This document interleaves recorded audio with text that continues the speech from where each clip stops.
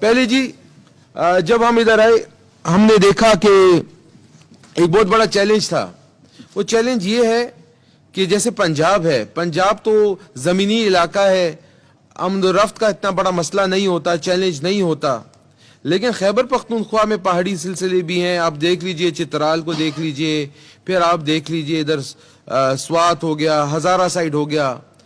اگر عام روڈ پہ 120 کلومیٹر کرنا ہو تو آپ 1.5-2 گھنٹے میں کر سکتے ہیں, لیکن پہاڑی علاقے کا 30-40 کلومیٹر جو ہے وہ بھی بہت زیادہ ٹائم لیتا ہے. تو ان حالات کو دیکھتے ہوئے ہمیں یہ مناسب لگا کہ ایئر ایمبولنس جو ہے خیبر پختونخوا میں ہونی چاہیے, کیونکہ اگر خدا نخواستہ کسی کا کوئی حادثہ ہو جاتا ہے, کوئی مسئلہ ہو جاتا ہے, تو اگر اس کو ہم کسی بڑے ہسپتال پہنچانے کی ضرورت ہے, وہ 4 اور 5 گھنٹے اگر اس کو لگ جائیں تو وہ بہت بڑے رسک میں پڑ جاتا ہے. تو اس کے لیے جی ہم نے سب سے پہلے یہ کیا کہ ایئر ایمبولنس جو ہے وہ ہم لانچ کرنے جا رہے ہیں خیبر پختونخوا میں. کچھ ہی مہینوں میں ایئر ایمبولنس سروس جو ہے خیبر پختونخوا میں جو ہے وہ شروع ہو جائے گی.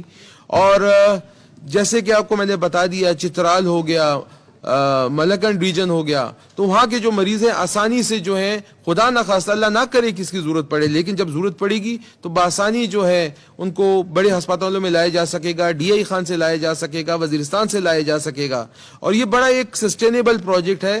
اس کو ہم نے جو لانچ کیا ہے اس کو ڈیولی پرپس کے لیے بھی ہم یوز کر سکتے ہیں اور کریں گے بھی, جو سسٹینیبل بھی ہوگا, حکومت کو بھی ریونیو دے گا اور عوام کی خدمت بھی بہت بہتر طریقے سے کی جا سکے گی. تو یہ بہت ایک اچھا انیشیٹو ہے, اور انشاءاللہ تعالی آپ دیکھیے گا کہ ستمبر تک یا ستمبر سے پہلے ہی یہ ایئر ایمبولنس جو ہے وہ خیبر پختونخوا میں آپ کو اپنا سروسز پرووائڈ کرتے ہوئے نظر آئے گی انشاءاللہ تعالی.